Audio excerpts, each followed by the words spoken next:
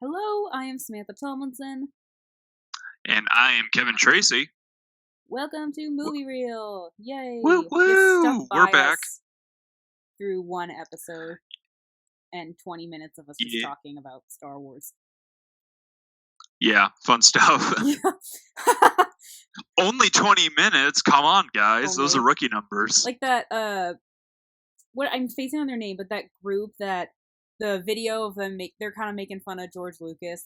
Hey, you guys talking about Star Wars? Oh, Yeah. the warp zone. Warp Zone. That's what I thought it was. Yeah. Yeah. Alright. Yeah, no, it's like, hey, are you guys talking about Star Wars? Yeah. Remember, The guy's just so excited. when our Um, friend Aaron showed us that, and he's like, "This is all of us." yes, this is us to a T. But yeah, we're not talking about Star Wars this week. We are talking about Once Upon a Time in Hollywood, directed by Quentin Tarantino. Uh, this is So, this is Quentin Tarantino's ninth film, and Yeah. it came out over the summer.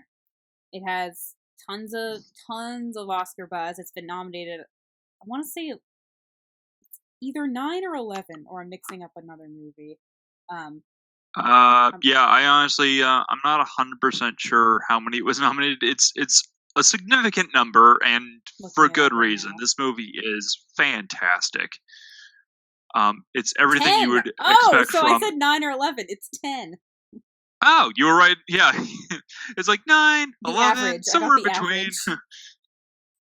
But yeah, no, this movie is phenomenal. It fits perfectly in like Tarantino's like murder fantasies genre that he's created, that like more or less kind of follows like the same thing as Inglourious Bastards, of like what would happen if this happened but in a really violent way. Yeah. And, I mean, it was already set against a backdrop of a violent incident. Yeah, I'm not saying it already wasn't violent. I'm just saying that he somehow turns it into his own. Same thing as Inglourious Bastards. Yeah. Yeah, no, it's like he doesn't choose non-violent periods. He just somehow twists them to be just as violent, if not more violent, but in a unique circumstance. It's kind of his like the world they're about as complicated as like MCU almost. Like I remember the first time I saw Glorious Bastards and they kill Hitler, and I'm like, that's not what happens. I mean, what an interesting. That'd be cool if it did. What an interesting way to kill Hitler. Or yeah. Yeah. So So you saw it in theaters. Yeah, I saw this in theaters with my mother. This is not a movie to watch with your mom. I've seen like way worse with my mom, to be honest. But it was actually kind of fun watching Tarantino movies with my mom, because she was the one who like first kind of introduced me to Tarantino. I watched Reservoir Dogs for the first time with her. That was like my kind of first introductory movie to Tarantino. The only other like Tarantino project that I've seen from start to finish, which my dad actually introduced me to, was From Dusk Till Dawn, directed by Robert Rodriguez. But that was like co-written by Tarantino and also stars Tarantino. And that's a really interesting movie. Hopefully we can kind of dedicate an episode to that one in the future, because that is like a really fascinating movie, especially like how it's done, because it's kind of like you know those like writing projects in like English class where you like start like a story and then you have to pass that story along, and the person next to you just has to continue it. Yeah. It's that script is literally that. And Tarantino wrote the first half of the movie, and it's like a classic Tarantino like bank robbery movie of these two brothers on the run. And then the second half of the movie is just balls to the wall, Robert Rodriguez, like super violent, super campy, that almost kind of rivals like Evil Dead or Army of Darkness. What an almost terrifying combo, those two. It is a terrifying combo, but at the same time, it's a fun movie, but it's not for everyone. I literally watched that movie with like like Aaron and like a few other people in Chico. And as soon as they got to like the second half of the movie, they hated it, and I don't even think they finished it. Tarantino in general, I'm realizing I feel like when you really think about it, Tarantino's not for everybody. And yet, as most people in this industry or just into film, you're kind of you get crap for not liking Tarantino, which I kind of think is a little unfair.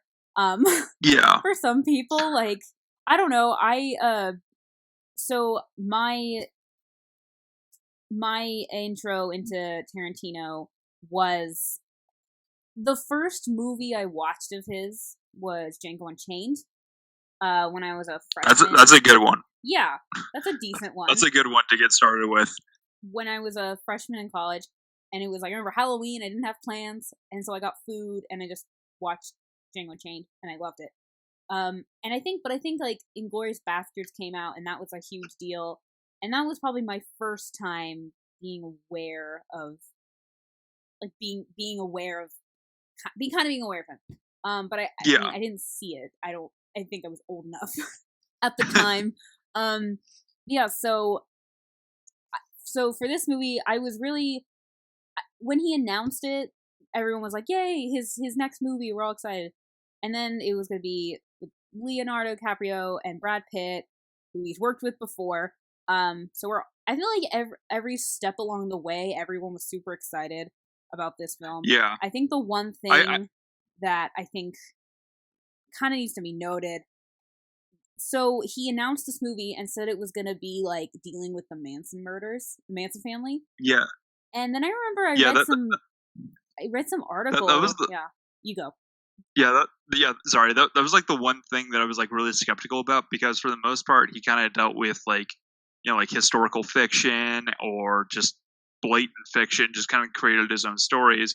Like the only thing that was like had like really any historical significance was Inglourious Basterds, but I mean that was just like an over embellished kind of thing. This one was like a very real thing, like a very like personal thing, and that was what I was kind of afraid of him kind of going the non-traditional route of how he normally tells stories, of just blatantly kind of picking and choosing stuff from like historical fiction. This one was like, this is a real event, and I wasn't sure if he was going to follow it to a certain T, because the actual event was super grisly. And it's like, yeah, I can see Tarantino kind of recreating this on screen, but it's like I was getting like, as the movie kind of get towards the end, I wasn't sure. It's like, is this going to go the way how it normally goes, or like I wasn't sure where this movie was going to go towards the end of the movie, and I was like, my mom and myself were like white knuckling it, her more so than me, because I literally didn't know that much about the Manson murders. She knew basically everything about it. That's the thing about this movie. Is so I feel like with like for Django Unchained, we all know the Civil War existed, and we know of slavery. And in Inglourious Basterds, if you're old enough to get into a R-rated movie, you know what the Holocaust is, you know what World War II is, like, you know enough information. I gotta say, though, with Once Upon a Time in Hollywood, if you don't know anything about the Manson family, you are gonna be so confused. It did not click. I knew he had said, when he announced this, he said, oh, it's, gonna deal with the Manson family. And it did not, like, the hippie people, which we'll get into them later, I had no idea. I mean, even when they're saying, we want you to meet Charlie, it still didn't click. Because I don't know all I know is that they killed Sharon Tate. That's all I knew. And the movie's building up towards that, but I didn't really know anything about them as people, so I was super confused until like the very end.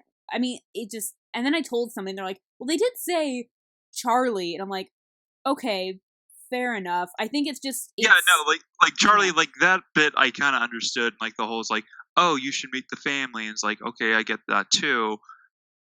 but I was just really confused. Like, okay, who's Sharon Tate? Like, I didn't know who he murdered or like what he specifically did, and that's what I was like more or less kind of confused about. Yeah.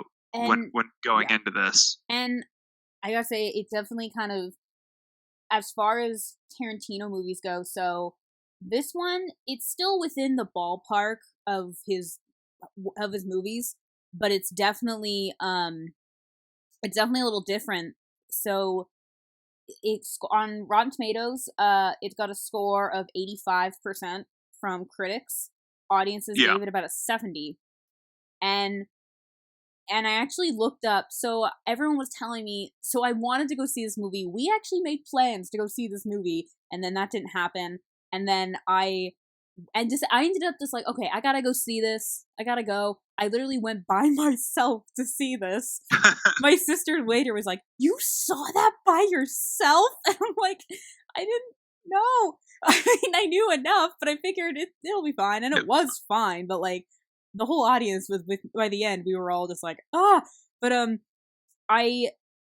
it was definitely, out of all of his movies, a lot slower than most. I actually, and the thing is, because everyone was like, this movie's so great, I love it, it's my favorite of his, and I'm like, am I the only one that thought it was kind of weird compared to his others? And I actually, it was kind of weird, but I still very much enjoyed this movie. And I actually looked up, so I would, last night, to prep for this, I rewatched it, and I showed it to my dad, because we had attempted a couple times to go see it, and I actually had your dad never seen it before? No, we tried to go see it, and there was only like, it was a small theater, and the first row was the only thing that's open, and I'm like, this is a way too long of a movie to sit in the front row. So your dad never saw this until the other night? Yes, correct. So okay. He and I actually was looking up, and I looked up reviews on Flickster, and there were a couple people that are saying, I don't like. Yeah, there were other people that kind of were with me, like this. I mean, it's good, but it is definitely different. A lot of people thought it was boring. A lot of people thought it was slow. My dad fell asleep, and I paused it, and I noticed it was at the Bruce Lee scene. And I paused it, and he woke up, and I'm like, are you bored? He's like, no, it's just slow. And I'm like, okay, yes, so I'm not alone on this. And then at the end, it is a little slow, but I mean, it's a lot of Tarantino movies are.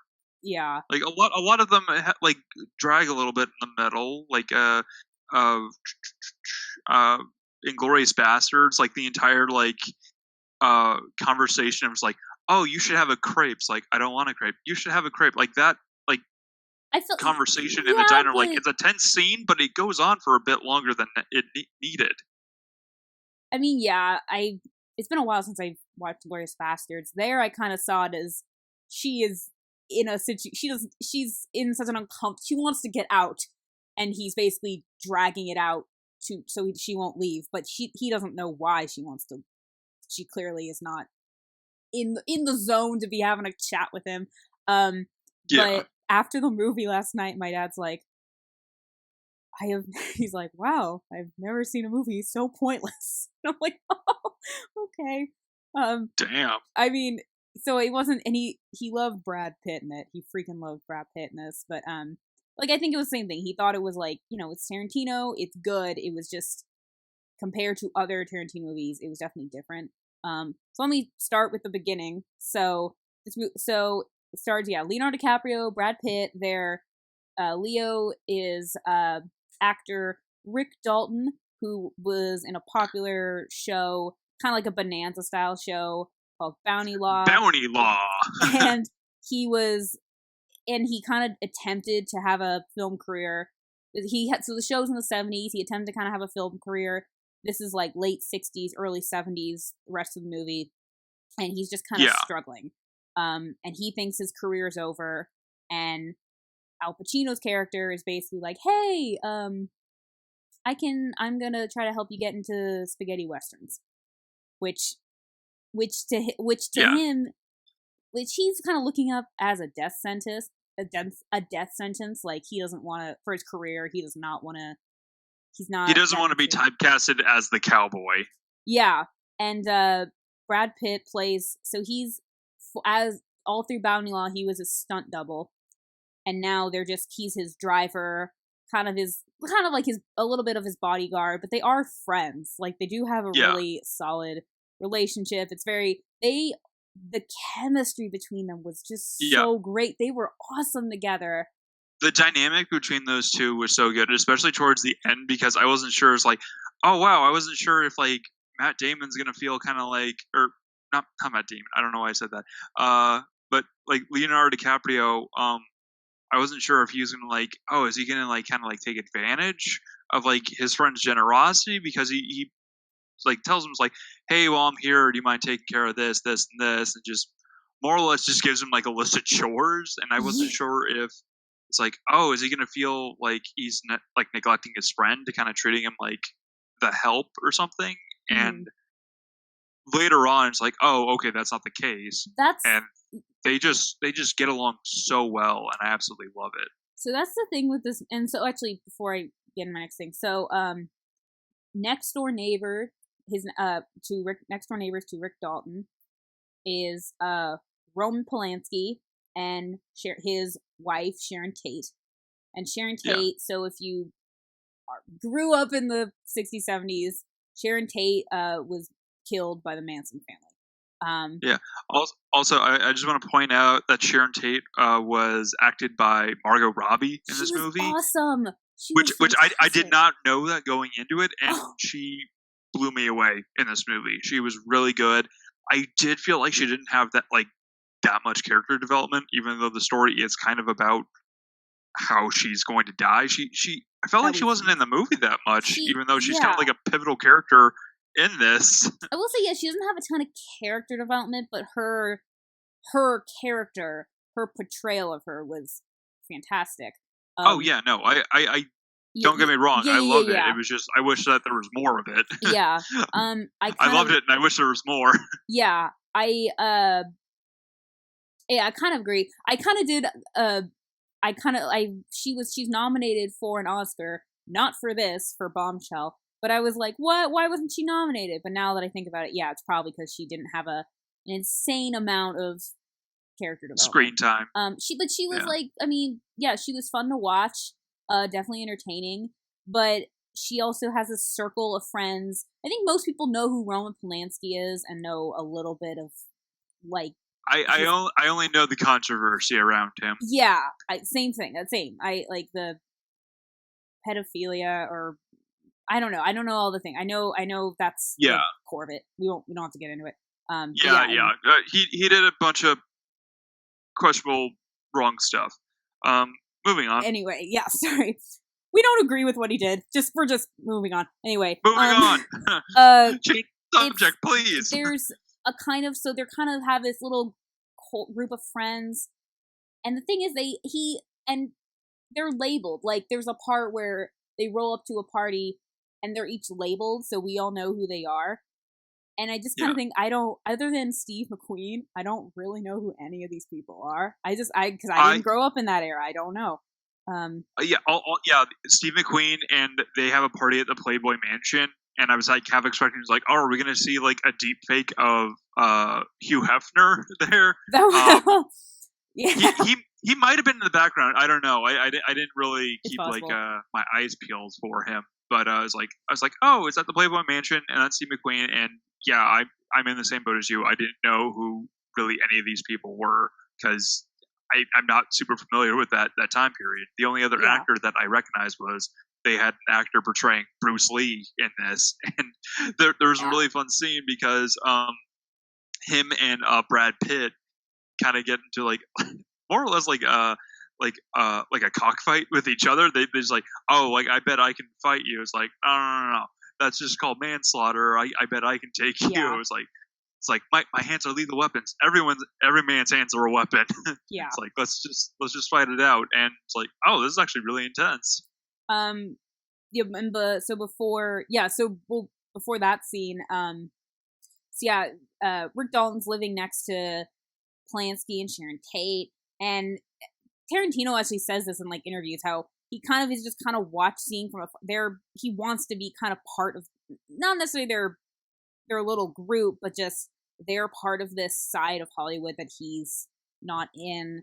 he's more feeling down about his career and all that.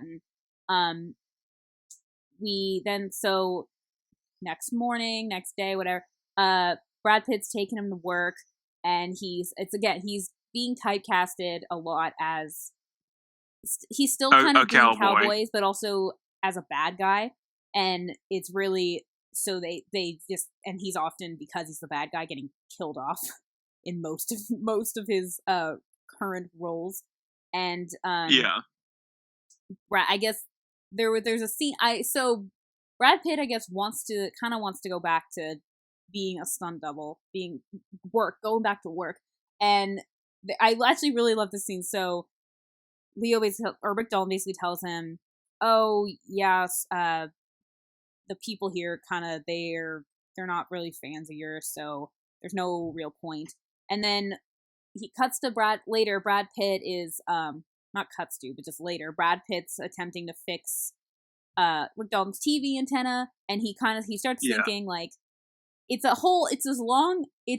don't even realize that it's a hypothetical. He's basically thinking, let's say I do go down there and they'll let me work for the day. What's gonna happen? And I'm gonna get in a fight with Bruce Lee, obviously, and kick his ass. Fired. And get fired. So there's a thing in this though where they talk about they say how the reason they don't like him. So Kurt Russell is basically, was he the director or a producer? No, he was like the stunt coordinator in charge of hiring all of them. And or something like that. He was basically like going to be Brad Pitt's boss if he hired him, which he was like reluctant to because of his past. Which apparently the rumor is that he killed his wife and got away with it. And and we kind of get like a brief kind of flashback of that, of like the harpoon in like the boat that they were like sailing on just like impales her, and he's just like holding it, and he's just kind of like looking at it, like, no. He's holding it, she's just arguing with him, and then that ends. And so it's just kind of okay.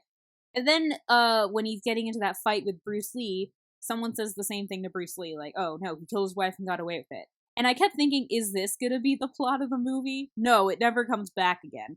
And it really doesn't. And I'm like thinking that's a very, very interesting like character thing, a fact to give about a character. Like, I just thought it was very weird that it came up a couple of times. That's kind of a big thing about a character, and it never comes up again.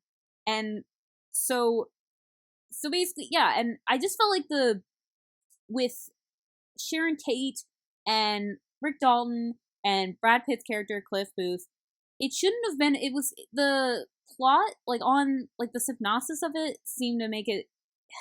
It was out to make it about like these two friends are trying to kind of rebuild their career in the industry. That was kind of the general gist of it, when it should have just been about three people in the industry, two struggling, one succeeding, and the backdrop of like Manson family. That should have been I don't know.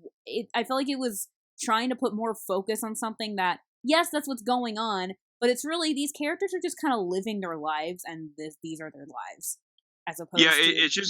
it's just kind of like weird parallels between all three of them, of just like three different people in like three different points in the same industry and like the same career, and it's like, okay, that's kind of like a weird, like not weird, like an interesting kind of parallel of the industry. But I was just kind of like, is there going to be something more about this? I was just kind of like, are they going to like interact with each other at some point, other than just Brad Pitt and Leonardo DiCaprio's characters?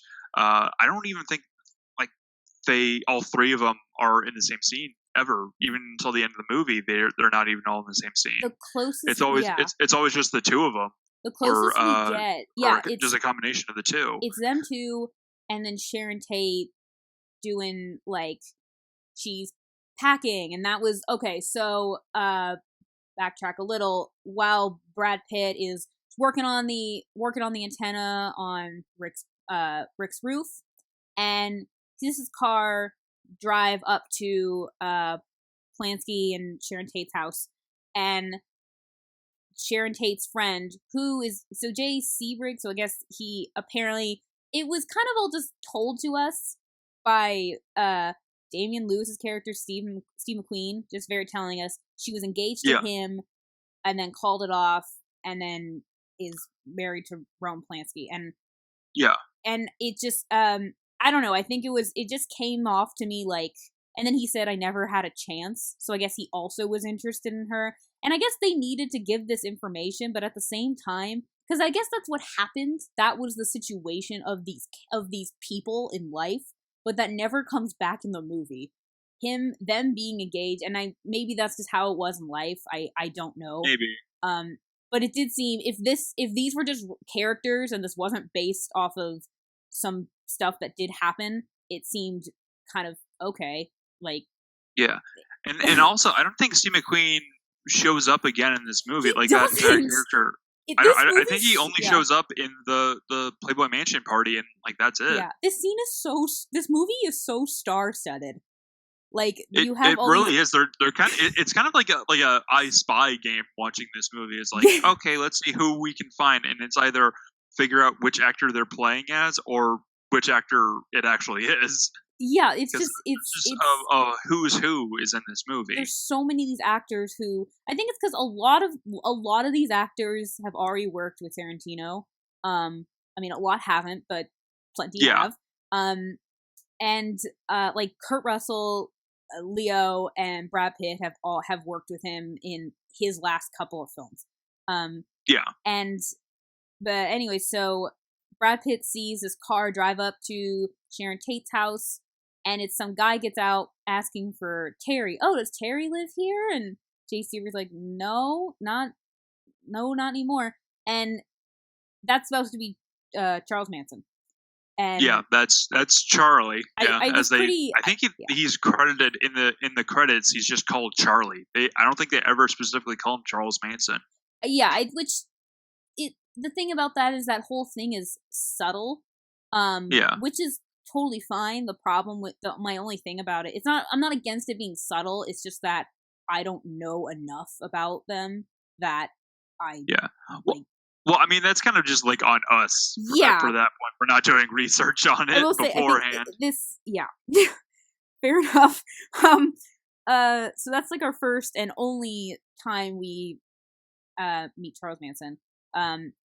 So that's Brad Pitt's working on the roof. Sharon Tate's packing, listening, and dancing to music next door. And then it's not until the end when actually we'll get there, but that's only one time is our Rick Dalton. I keep wanting to just call him Leo and Sharon Tate. Rick Dalton and Sharon Tate interact is not till the very end. But anyway, so and but yeah, when oh my god, I don't know why I keep forgetting his name. When Brad Pitt's character goes back to the studio to hang out and like pick up Leonardo DiCaprio, he encounters a hitchhiker along the way who's was like, hey, you mind taking me to like this ranch like nearby? It's like, oh yeah, like I've worked there a bunch. It's like, yeah, I know where that is. So takes her there, and it's like the Manson family. It's just a bunch of like hippies, it's really creepy. He sees this group of people. There's like hippies, these hippie girls, and him and one girl kind of like lock eyes, and she like gives him a peace sign, and it's like okay. And then like the next day, or she's like trying to get him to pick her up, to get her a ride, and he's like, no, I'm going the other way. So then later he's going back the other way, and he picks her up, and so he picks her up, and they're kind of talking, and it's weird, and they're definitely like flirting and whatnot. Oh yeah, definitely. And then she's like, "You want me to suck your cock while you're driving?" Which I thought was hilarious, mainly because first of all, I laughed because he's like, "How old are you?" Like he doesn't want to. He doesn't want to like. Yeah. And I'm like, you know what? That's nice. And he said no. And I'm like, you know what? Good for you. But yeah. Good job. Good job. Consent is key. To not being gross. And but then the way she says it, she doesn't like ask it like trying to seduce him or like being flirty. She just asks it like a it's flight like attendant almost like asking a if you need matter of anything. fact. It's like, oh, like I know you want this kind of thing. And then like she's laying on his lap while he's driving, and I'm like, this is really weird. This whole thing is odd, but yeah, they arrive at the ranch that he used to work on, which is one of the reasons why he offered, and she wants to introduce him to all of her friends. And this is when here they keep saying like, I really want you to meet Charlie. We gotta meet Charlie, which I feel like that should have registered with me. It just didn't. I'm like, who's Charlie? But anyway, and so Bruce Dern's character, apparently who owns the ranch, and he's like, oh, does he have, do you guys have permission to be here by him? And they're like, yeah. Is he still here? Yeah. And it got very intense because he's like, I'm gonna go say hi to him, and they're like, no, you can't. He's napping.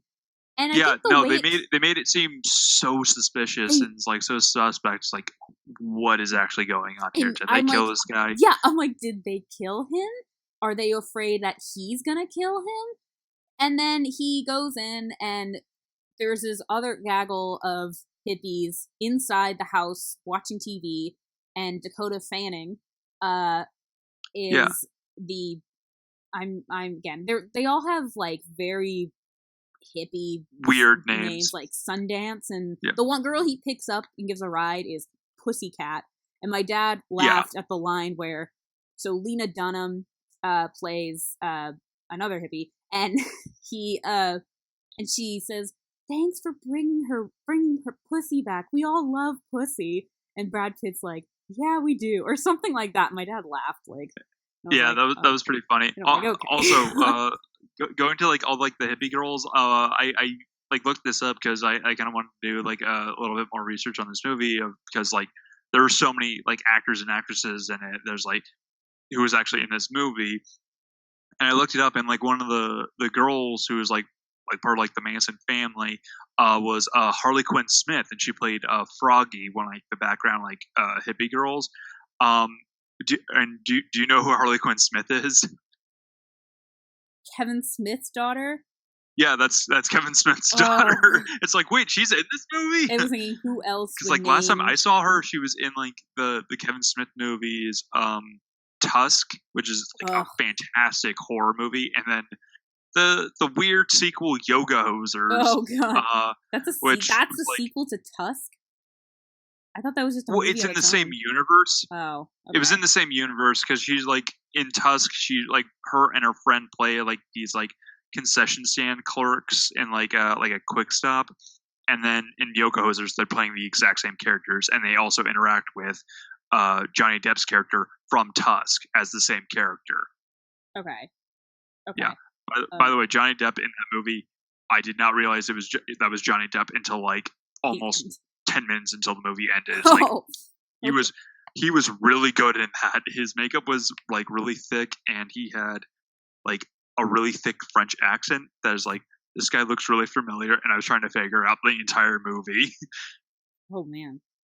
They're actually Maya Hawke, who had just like literally a month before, or maybe a month before when I saw it, but like a couple weeks before, say, got a lot of stardom and a huge fan base following her appearance on Stranger Things. And I'm totally spacing on her name in that, but she was a delight, and I really hope she's there for season 4. Did she? Wasn't she the one who played Robin? Yes. Okay. I was like, okay, I think I know who you're talking about, and I'm trying to remember right now. But so they're all being very weird. Like, you can't go see him. He's napping. He then goes into the house, and Dakota Fanning's like asking questions like, when was the last time you saw him? And it's just making it more and more suspicious. Like they killed him. And then she says, it doesn't like the music doesn't help at all in this situation. The music is just so good. It was just so weird. We're like, okay, and then she's like, oh, by the way, he's blind. And then he goes in the next room. He's in there. Yeah, he's asleep. And I guess he's blind. And they have this little, like, conversation, and that's just about it. And then he leaves. And Pussycat's like, he's like, I like kind of like love this little dialogue. She's like, did you see him? Yeah. Do you think anything weird's going on here? Yep. Like, he does not buy it for a second. They make it so suspicious that he wants to talk to his friend. It's like, why are you guys being so defensive that he wants to talk to his friend? I didn't understand that, but it made that scene so tense that it's like, and oh my god, really know why, other than well, I legitimately thought that they were going to kill Brad Pitt because they had killed this old guy who owned the ranch, so they could squat there basically. And they didn't. Like, none of that. It was a very intense, and I don't know if he was a real person, so I don't know if maybe he had some kind of he was involved with the Manson family, like. So I don't know, but yeah, it was very intense, and I wasn't really sure why.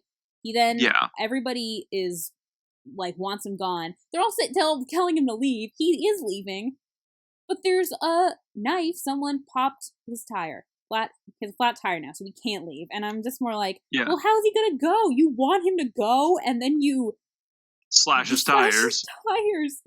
Oh yeah, and then he just beats the living crap out of the guy that slashes tires, and like everyone's yelling at him. They're all screaming. It's like, get off of him, get off of him. The dude's bleeding. It's like, you're gonna change my tire. It's like, no, I'm not. It's like, yes, you are. And then he beats the crap out of him until he's like, you're gonna fix my tire. It's like, I'm gonna fix your tire. And then he well, they go go get. So there's another guy. Go get Tex, who I guess he's just part of their family. They go get him. He goes. We already have met him. Sorry, we skipped it. It wasn't that important. But he comes back and he's already on his way. And he's gone. And it's like, okay, so that all happened. All right. And then we're back at so I think actually during all this, so Brad Pitt's unknowingly talking with a bunch of like cultists, and it keeps jumping back into like Sharon Tate. She's kind of out running some errands and sees her name. So there's a movie playing that she's in, and she's seeing her name up there like on the marquee, and she ends up going in to see the movie and watch her performance.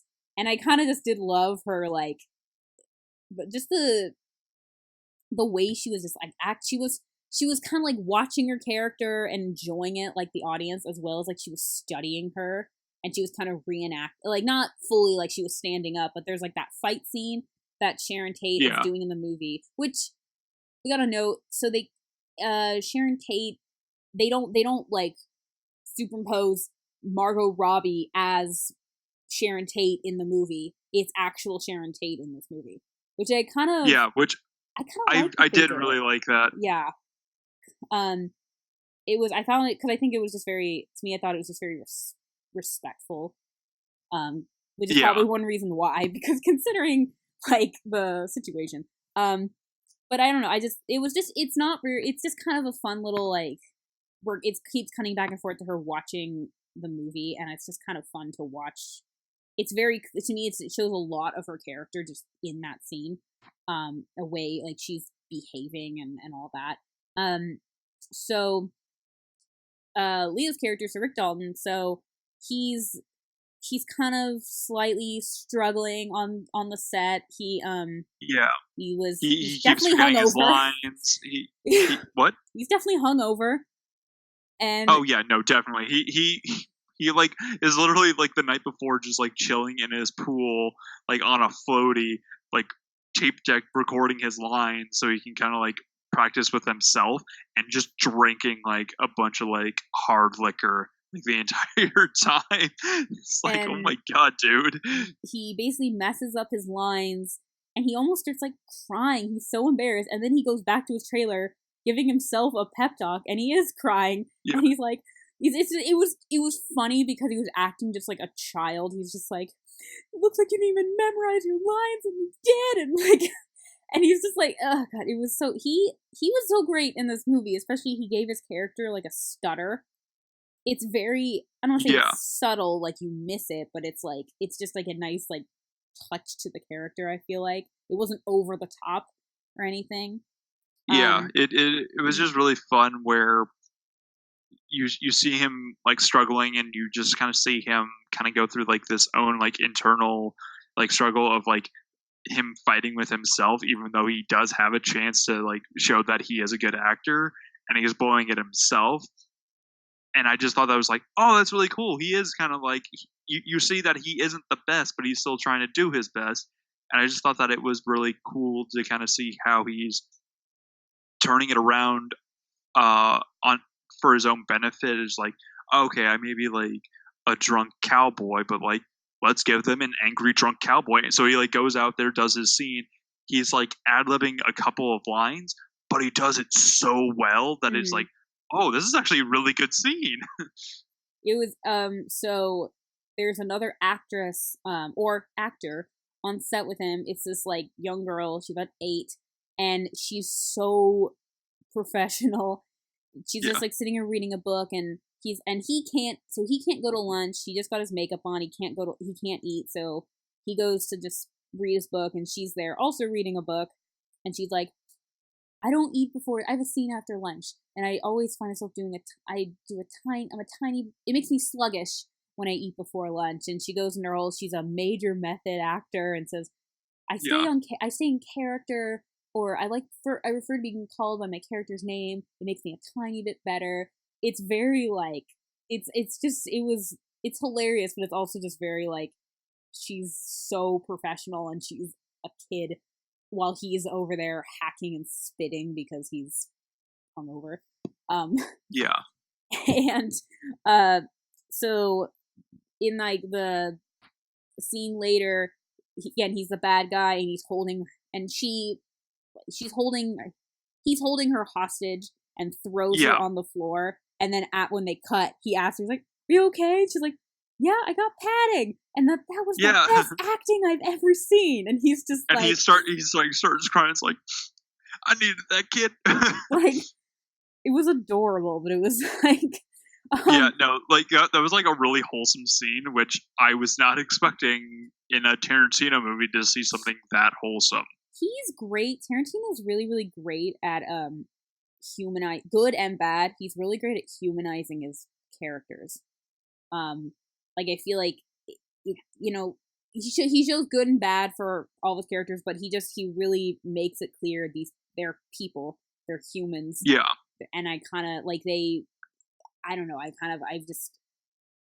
love it because I think it's like even the worst people are still like he humanized Hitler in Inglourious Basterds, and I was like, I mean, to a degree. I mean, granted, Hitler's only in that movie for a couple of minutes. Like what? Yeah, like 10 minutes total. He doesn't do much other than like, this is a good movie. This is the best movie you've ever made. And by the way, can I have some gum? That's literally all he does. And then just, spoiler alert, he gets shot a bunch and then blows up. Remember, I was telling this to somebody, and they were like, even Kill Bill, like when Lucy Liu dies, like you feel bad. Like he's just very great at humanizing, and I think that's really important. Anyway, so we then kind of going backwards a little, Al Pacino's character basically, who wants to put Rick Dalton in spaghetti westerns. He's watching, so I guess that night after his shoot, Brad Pitt and Leo are kind of hanging out watching. He has a role on this FBI show, and from that, Al Pacino's watching, and he ends up from that getting a couple offers to be in a couple spaghetti westerns. And so the whole movie, it's showing timestamps of like, it was like summer, like June of 1969, 1970, and it's basically it's leading up to the killing of Sharon Tate. Murder night. And so he's basically it's Rick Dalton and Cliff, and they're flying back from Italy. He just made he made a couple of movies.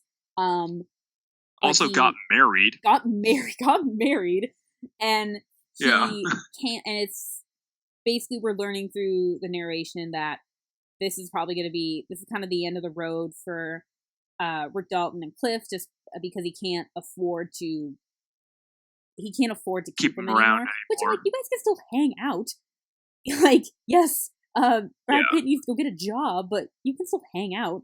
And so they get home. They basically decide they're just gonna kind of hang out, and they go out. They get very drunk, and then they go back to Rick Dalton's place, and so Rick Dalton is making margaritas while so Brad Pitt earlier in the movie he buys a joint it's a joint, and he kept it, but it's like dipped in like acid or something. Yeah, and or I guess it's a cigarette dipped in acid, and and he decides to smoke it, and then he goes out and walks his dog. So he has a dog that we kind of meet throughout the movie. That he has I like their relationship.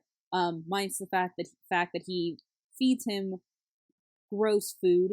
They have a nice little like thing going. Yeah, I forget. Is it a pit bull? I think it's a pit bull. Yeah. Yeah, I'm like legitimately trying to remember what kind of dog he had. I think it was a pit bull. Yeah. I was like, oh, it's like it was a pretty intense dog. And they decide to go on a walk, and as they're going on a walk, a car's driving up the street, and they're like really closed off neighborhood. There's literally only like one street in or out, and we see and their engine's just on. It's so loud and disruptive that Rick Dalton goes out in his he's wearing that kind of rich man bathrobe that's really short and carrying a blender filled with margarita, and goes out and basically yells at them, and we see, oh, hey, that's Tex from the hippie farm. That's people all from the hippie farm. Yeah, it's the Manson family. It's like, oh no, this is the wrong neighborhood. Someone's gonna die. And like as soon as Leonardo DiCaprio walked out of there, and I thought that like they were gonna like drive by and like recognize Brad Pitt. It's like, oh, there's a guy. I thought there's like, oh, they're just gonna cancel their plans, like killing it's weird. Margot Robbie, and just go in there and just murder Leonardo DiCaprio, Brad Pitt, and his wife, and just do it there. It's weird because so first of all, they're out there, the car's just on, and he goes and Rick Dalton goes out there to yell at them and basically tells them to turn around. They're like, okay, and they turn around, but I'm like, what was their plan? Like, they're not being very discreet. Like, the car is super loud. Like, I just was like, I didn't understand, like, what's the goal here? I mean, I know we know what the goal is, but they're going about it in a really bad way, and then they turn around and then they have a little conversation, and they're like, oh my god, they're kind of Rick Dalton. themselves up. That was Rick Dalton. Oh yeah, they recognize him. And then they decide, and then they're like, basically to officially reveal that they are the Manson family. They said, like, Charlie said, we gotta go up to Terry's old house. I don't know who Terry is supposed to be, but I don't. That's something that's like, oh, we probably should have looked all that up. It's like it's probably like some like significant like background information on like Manson as a person, but it's like I don't know Manson that well, or like the whole like Manson family or like Manson murders. Like it's weird that like a lot of my movie knowledge, like a lot of my knowledge about the Manson murders comes from this movie.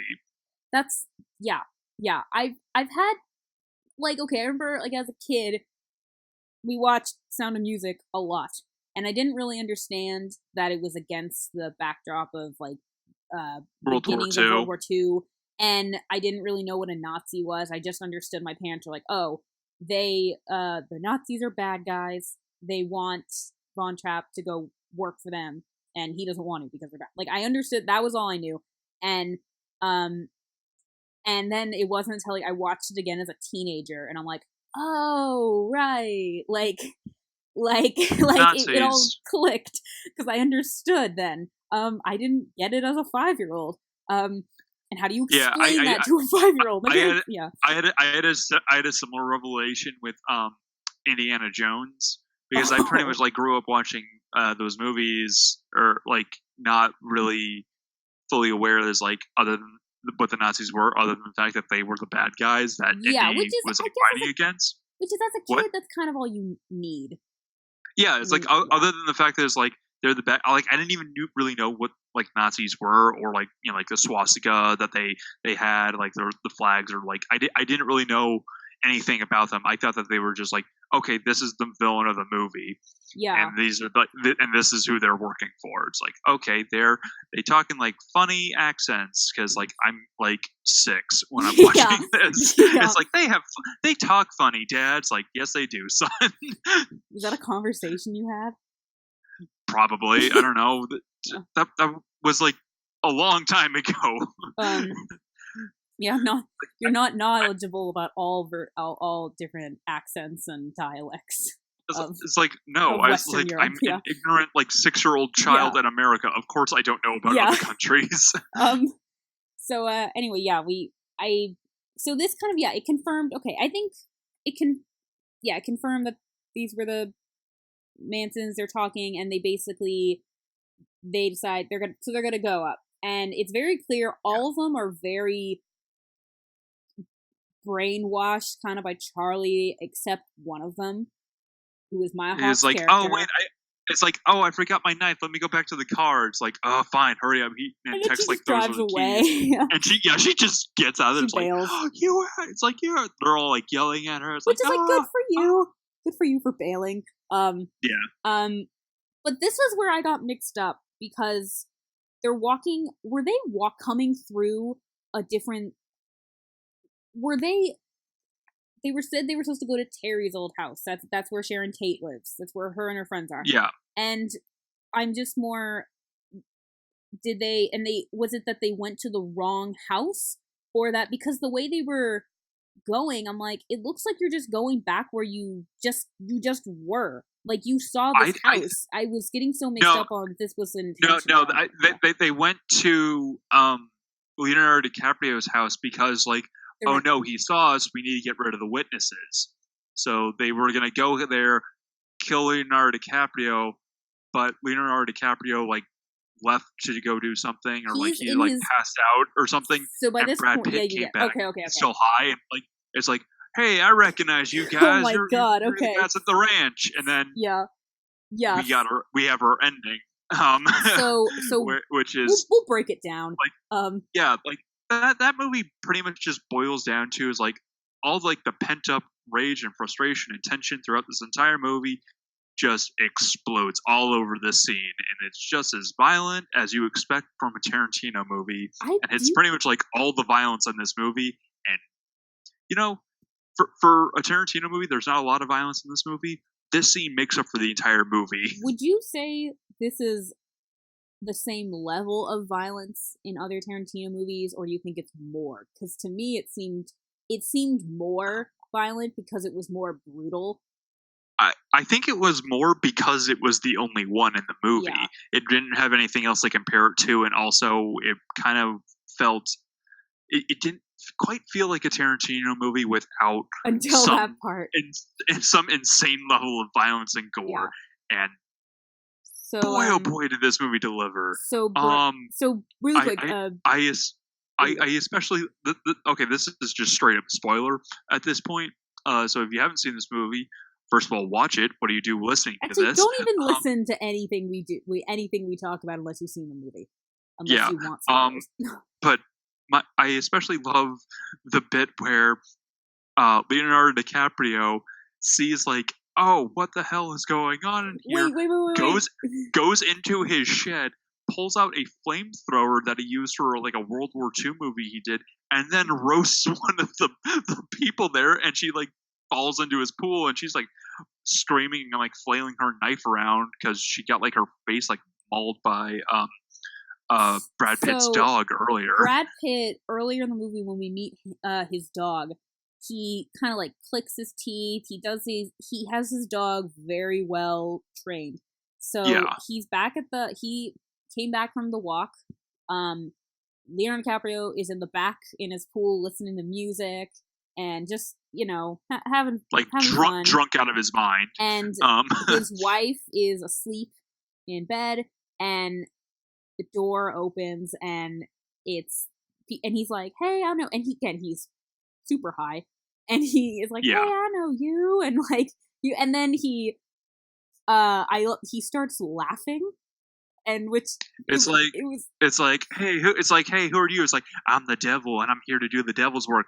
No, that's not it. It's a dumber name than that. It's like, just shoot him. Tex, that was it. Yeah, that's a dumb name. It's like, dude, the balls on this guy to make fun of the guy who's pointing a gun to your head. And they just start laughing, and then they finally start fighting, and Brad Pitt sets the dog on Tex.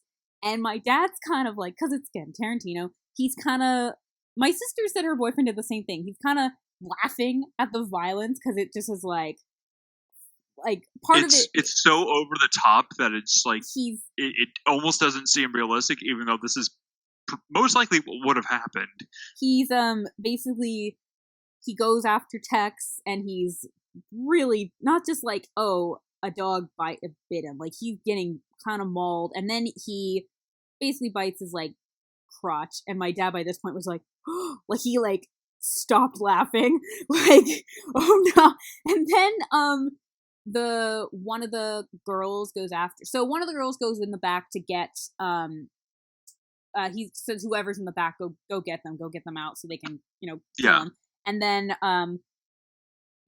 one of the other girls goes after Brad Pitt, and he sets the dog on her, and that's just it was like the whole audience, we were all like, like this dog just like mauls her while Brad Pitt's just fighting off, and it was just so brutal. And then it really was. And then, like, of course the flamethrower comes out, and it's just like the girl mauled, her face is just completely mauled. She runs out, still probably just now like delirious, and just so like she's still holding the gun, and she like runs through the door into the pool, and lives like that part was like wakes up like Leonardo DiCaprio is like, oh, what the hell's going on? She's like running around blasting the gun, and it's like, oh, I need to defend myself. So he runs and gets the closest weapon, which happens to be a fully functional flamethrower that he just happens to keep in his shed next to a lawnmower. It's like, it just roasts her alive. She falls in the pool dead after like flailing and like firing the gun a few times. It's pretty. It's definitely. It's yikes. It's like it's yikes, but at the same time, it is so. I will say it's hilariously awesome that at the same time, it's just so. Let me just say, if you haven't seen this, we're not being weird by saying it's hilarious. It's supposed to be kind of. I can't even talk about this without like kind of laughing at it because of how it's over the top it is. It's supposed to be kind of over the top and crazy, and it's definitely. I think you're either laughing or you're just like covering your. I was like covering my mouth with my hands, which is one of my general movie stances when I'm shocked by something. And so, like, and half the audience was, so we're not weird by saying it's comical. It's definitely supposed to be, but it's very cringeworthy almost. So then, there ends that attempt. The cops are there. Rick Dalton's giving him his account of what happened, and during the fight, Brad Pitt gets stabbed, and they're taking him to the hospital, and he's like, and Rick Dalton's like, oh, I'll meet you there. I'll come meet you at the hospital. He's like, no, just go stay with your wife. And she, I guess, just took a bunch of sleeping pills, to go to sleep, which she was asleep. And then how would you ever sleep again? And I guess the dog's with her, like protecting her, which is like, it's like, nice. It's like, just come by tomorrow. It's like, you just come by tomorrow. It's like, watch after my dog. It's like, we may just have to keep that dog after tonight. It's like, nice try. And so he goes to the hospital, and then or he's actually really cool. He's like, "You're a good friend," and he's like, "I try," and I'm like, I realize. So actually, no, we'll keep this. So yeah, Jay Seberg comes out and he's like, "What just happened?" And Leo gives him his whole count of what happened on his end, and then it's, I guess, apparently he's a fan of him in Bounty Law and the Nazi movie he did, where he got the flamethrower. Yeah. and then or do you want to? They invite him over to the house, like, hey, come on, neighbor, like, we haven't really chatted. And it's like, I'm a huge fan of your stuff. Like, we may have like some projects for you, and they kind of like bring him into their world of like that like next level of like movies that he always wanted to get to, and it's like, oh, it's a happy ending. Yeah, like in a Tarantino movie in a world where Sharon Tate didn't die. I'm like, that's nice. I mean, they're not. Forget. Fine, happy ending. I feel like they're in the world of Tarantino. It's not a upsetting, and not upsetting is the wrong word. It's an ending where it's like, yay, like the bad people are done being bad. Like it's like but I kind so of well spoken. The bad people are bad. But I realized later, so in the very beginning of the movie, when we're getting introduced to Rick and Cliff, he basically says how actors are required to do a certain amount of stunts, but I can't do, if I hurt myself, I might not be able to work. So Cliff here is meant to lighten the load.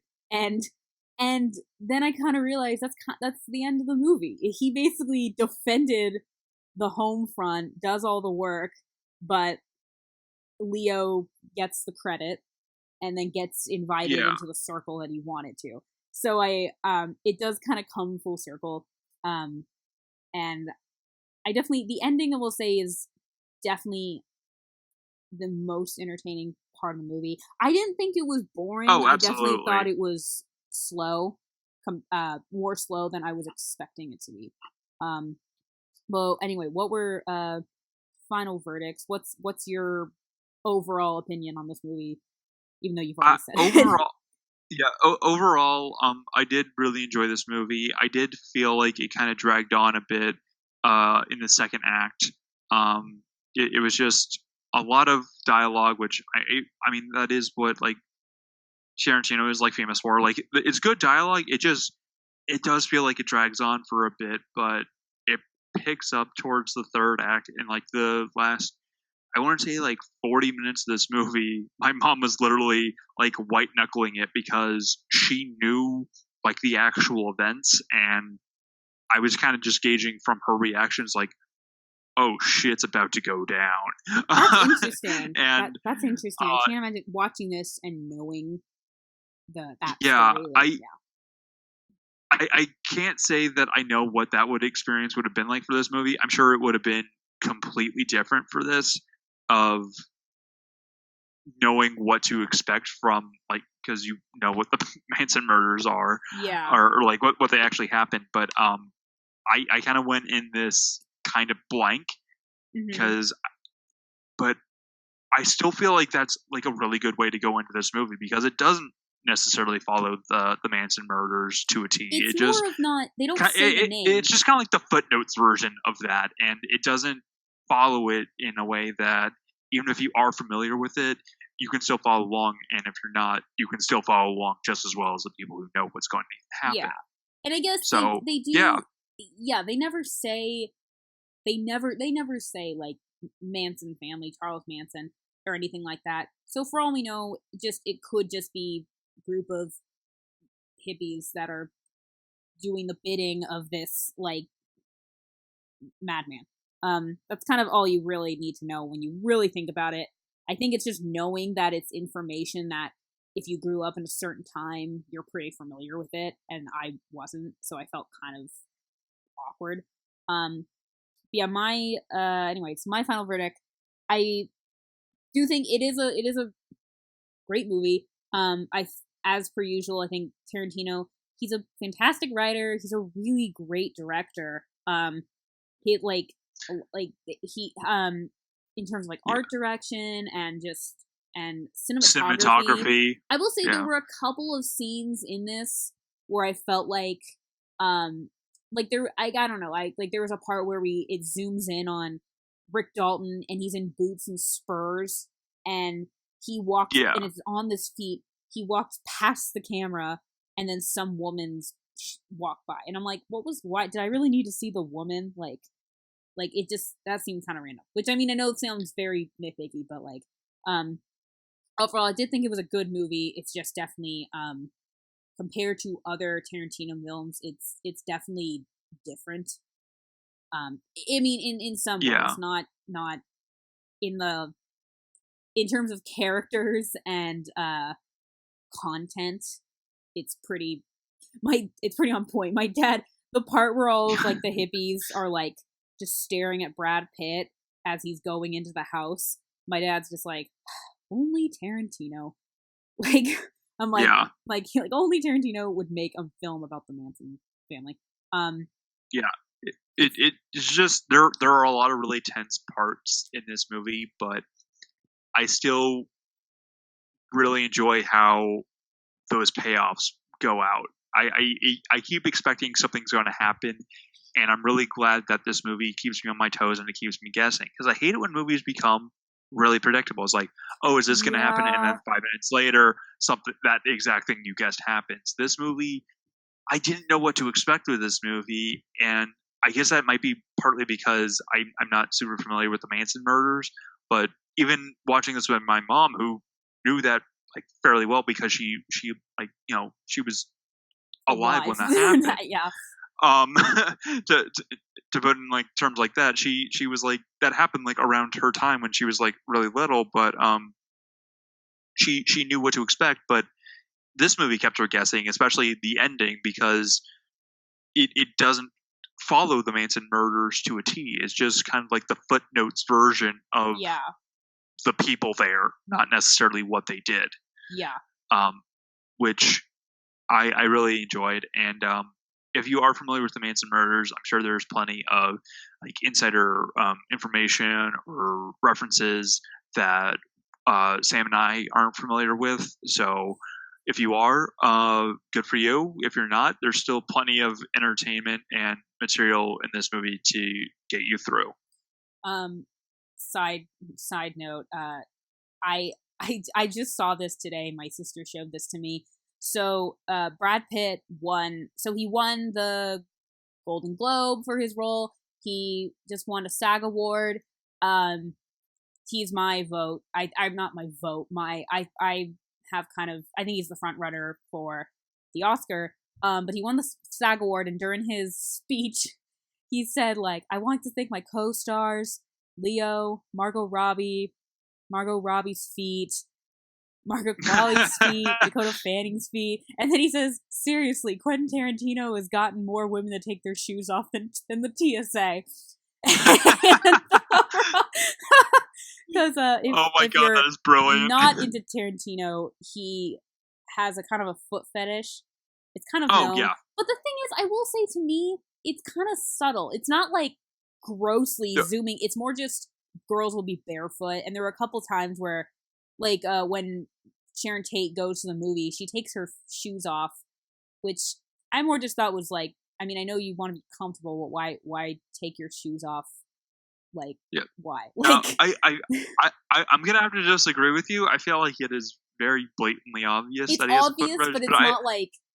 But I feel like that's mainly because of the first movie that I saw that he worked on was From Dusk Till Dawn, because there is a scene where they go to a strip club and the stripper's like, you know, she's like doing a dance, like, and it's Selma Hayek who's doing like this like really seductive dance. She is like standing on their table, and she like puts her foot in his mouth and like pours like tequila down her thigh, down her leg, into his mouth, and he's just sucking on her toes. Like, dude, this is like, what the hell is going on? Okay, but nothing in there's nothing like that in or the ones I've seen. There's nothing like that. I keep forgetting he has a foot fetish because me just seeing girls barefoot, and it's not even like every single scene. It's just they're kind of just scattered to me. It's not like it's obvious, but it's not like grossly obvious. It's just like, oh, up there. Like I don't know. I keep forgetting like that.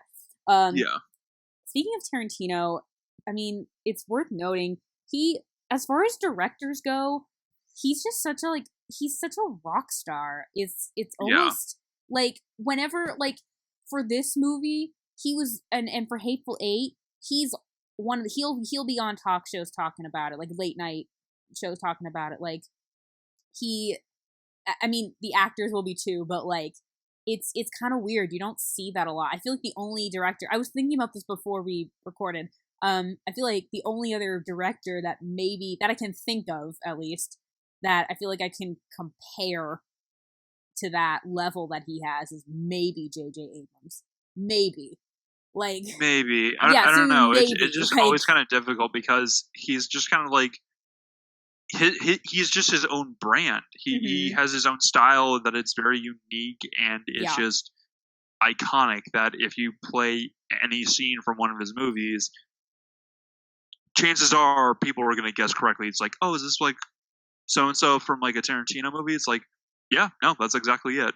Yeah. He's just so iconic. But I feel like a lot of I kind of agree with you. Like a lot of directors don't have that same renown or recognize or as recognizable. J.J. Abrams might be a close second. There are probably a few movies that of J.J. Abrams that people wouldn't necessarily guess straight away, like Super 8. You didn't know about Super 8 until I knew about Super 8. Like, I just didn't. I didn't know anything. I thought it was about 8 people that get superpowers. I didn't know anything else about the movie, and then we all watched it, and I freaking loved it. But Super 8 is literally just Stranger Things. Let's be honest. It's Stranger Things, but with an alien as opposed to a demon from another dimension. Yeah, that's totally different.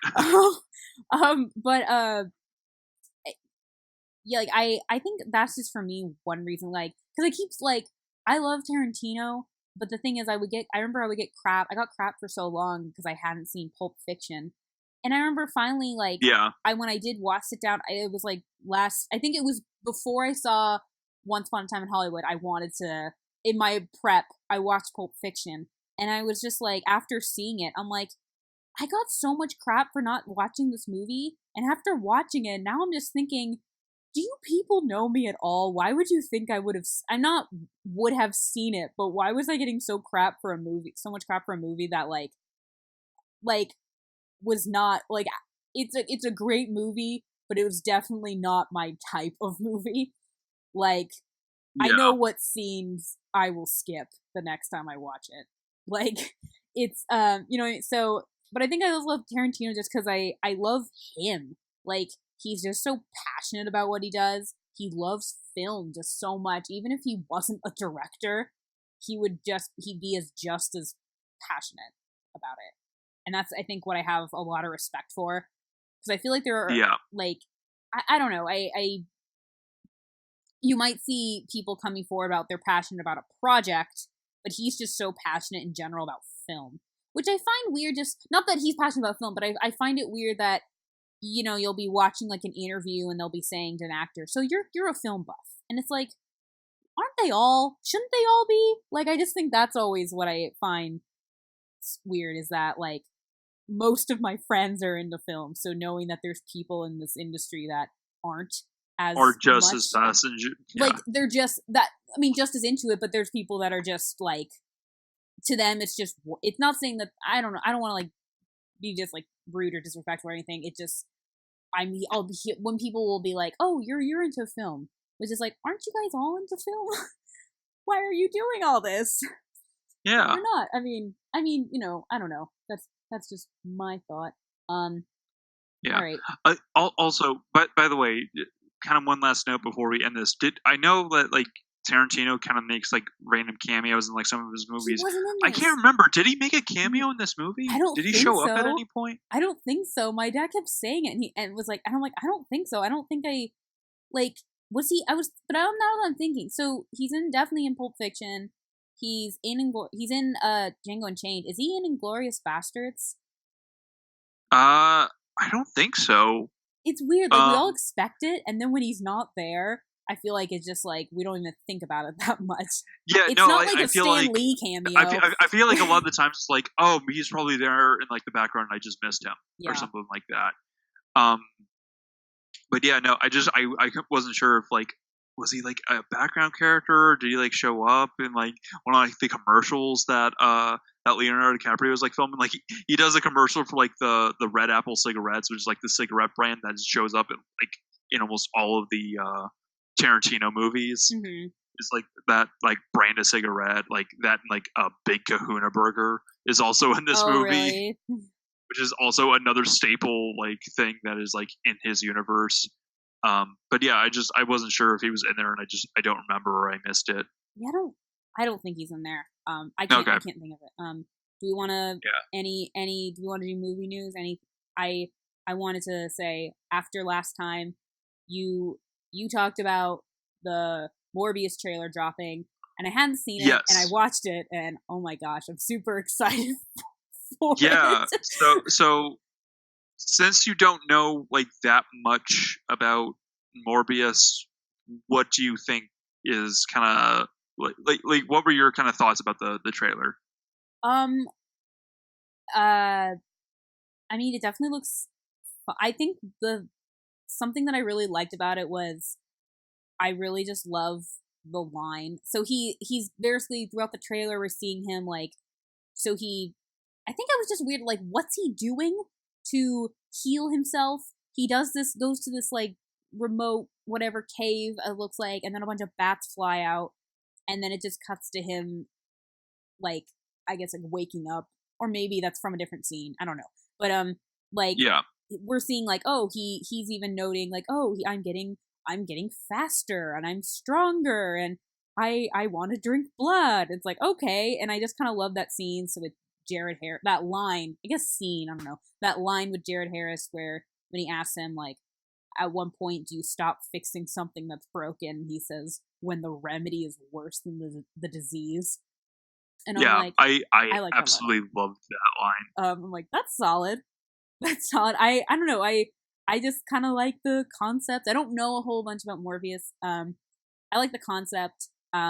Maybe it'll be better than Venom. Maybe it will be the same. Who knows? I hope that it's better than Venom, but honestly, Venom kind of set the bar kind of low, in my opinion.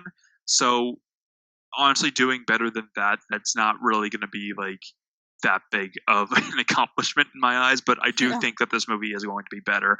I am genuinely excited about this movie, and it's just kind of cool to see some of like Spider-Man's like lesser villains and like his rogues gallery kind of seeing the light of day.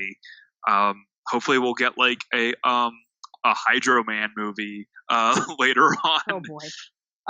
Yeah. Give you 10 guesses on what his powers are. Say Hydro Man? Yeah. Like I don't know. Hydro. Like I don't thrive? Wait, I don't know. Wait, what?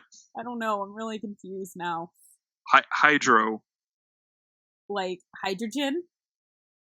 What? I don't know. Just tell me. I don't know. No. He's like water. He's like made of water or something. What? Okay, I don't know. Yeah, I know. He makes no sense. What? Was that supposed? Were you being dead serious? Was I supposed to get water? Yeah, I don't know. Okay, I'm like, wait, how was I? Unless it was like it wasn't like Aqua. Well, I'm not Aquaman, but Aqua guy. I don't know. Like I don't even remember now. I might have messed up the name. In all fairness, I might have messed up the name. It's like, wait, that sounds right. Wait, that doesn't make sense now that I think about it out loud. Yeah, no, Spider-Man he has like a lot of weird villains. Hey, you know what? I just realized that like one of his like most popular villains has never seen any screen time in like any of the movies, and that was Scorpion. Scorpion. He's literally just like he's literally just like a kind of like the Rhino. He's just like a guy who has like a crazy suit that has like a scorpion like tail that just shoots like acid, like bombs and lasers and stuff. The thing about Spider-Man, every single movie deals with a completely different villain. So, because to me, I'm like, to me, his most notable villains are Green Goblin and Doc Ock. But even then, like, I only see them they're in the first two Tobey Maguire Spider-Man movies. But to me, because like, I guess because they're the first two, those are the most famous ones. But I don't know. The Tobey Maguire ones are your favorite then? I don't know. Okay. I don't know about favorite. I think personally I like Tom Holland's Spider-Man a little bit better. And I mean I like Andrew Garfield. I haven't seen Amazing Spider-Man 2, but I just mean in terms of villains, I feel like by more notable I mean like I feel like the ones that people think of. That's more what I mean. I do feel like the second Amazing Spider-Man movie kind of had the same problems as Spider-Man 3, the original one with like Tobey Maguire. Yeah. Because it just had the problem of let's have all these villains show up throughout the movie. It basically was it was an okay movie that would have been perfectly fine with just one villain and focusing on that. But they split your focus between two villain origin stories happening at awkward times and then barely kind of interacting with each other. And it's just it just felt like there were like 2 or 3 different stories going on in that movie, and it was a cluster. There was too much going on and not enough going on at the same time. That was the problem that Spider-Man 3 had. That's bad. Yeah, it was bad. Disappointing, and it's also really disappointing because it has one of like the most famous like story arcs in the Spider-Man comics, and that is. Well, it's a spoiler since you haven't seen it, so I'm not going to get into it. But I know. Is this about Gwen? Yeah, it is. Yeah, no, I know about spoiler alert to everyone there. This is the death of Gwen Stacy and how Spider-Man is unable to save her, and then deals with the grief that the woman that I love, died at my hands because I couldn't save her, and it's just like. You wasted that on this movie. So the thing about that though is I remember that when they were doing like press for the movie and everyone was asking her about it, she's like, well, she dies in the comics, but I can't confirm or deny. It's like, oh, so you die. That was pretty it was pretty clear. And everyone was saying, well, there's like a version of her dying. Like there's other versions where like she's happily married and has a kid with Spider-Man. But also, like there's so many different things that going on in like the Spider-Man timeline that it's you never know which one they're going to fall with.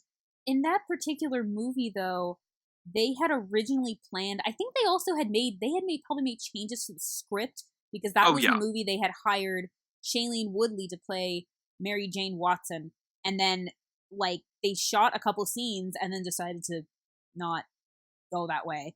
And they also developed the actress, like the character, I forget like her like secret identity name, but they basically developed like the character that would be Black Cat, and they also had a scene of like a vault where Oscorp had like all these like experimental weapons and stuff. And all the weapons were like different stuff that belonged to like the Sinister Six. Like they had like Rhino's mech suit, they had Vulture's wings, they had the Scorpion tail and harness. They had all these like cool things, and there's like, oh, we're finally gonna get a Sinister Six movie. I wasn't sure like is each one going to get their own movie or are they all just gonna be in the next one? Oh, but yeah, like they even had like Doc Ock's like tentacles. It was just like there was a lot of eye candy in there that it was like, oh, this is coming and this is coming. It was just like a lot to look forward to, but at the same time, it's like, are we really gonna get this, or is this is just trailer bait? Because they had that in the trailer, and it was definitely trailer bait because it was literally the length of that scene is the same length as it is in the trailer. I hate I remember, so like the only time I think that it's okay. It's one thing if you have a scene in the trailer or in a commercial and it's like a quick scene and then it gets cut from the movie. I'm okay with that. And or like in Far From Home. So in this past summer, one of the trailers, there were scenes that were in the trailer that I think were specifically meant for the trailer. They were never intended to be in the movie. And I kind of was like, okay. I kind of thought that was interesting because then it kind of just set it kind of paved the way without having to go into all of this. And I was fine with that, but putting something in the trailer to specifically put in the movie and not go in, that's come on. Yeah. Disappointing. Yeah, any more thoughts or should we wrap up? No, it just I'm really looking forward to Morbius. I'm really I had to bring it up because I watched it a bunch. You had to bring it up. I watched it a bunch. Excited to see that movie. My expectations are low, but my hopes are a little high because that is a really cool character. I'm excited with where they're going with it. I just hope that Jared Leto doesn't do something weird or obnoxious with this like he did with Joker and Suicide Squad. Your disappointment of all that. Yeah. I'm trying not to get my hopes up because Morbius is legitimately just like a really cool character. Whenever I go into a movie with really, really low or really, really high expectations, it's never as good as I'm anticipating, and it's never as bad as I'm anticipating. That's what I've noticed in the last couple of years with certain movies. Which I will probably specify what movies I'm thinking of right now when we eventually talk about them. So I think we're all good. So yeah. I think that's about it for this episode. All right, I'm Samantha Tomlinson. Yeah. And you're Kevin.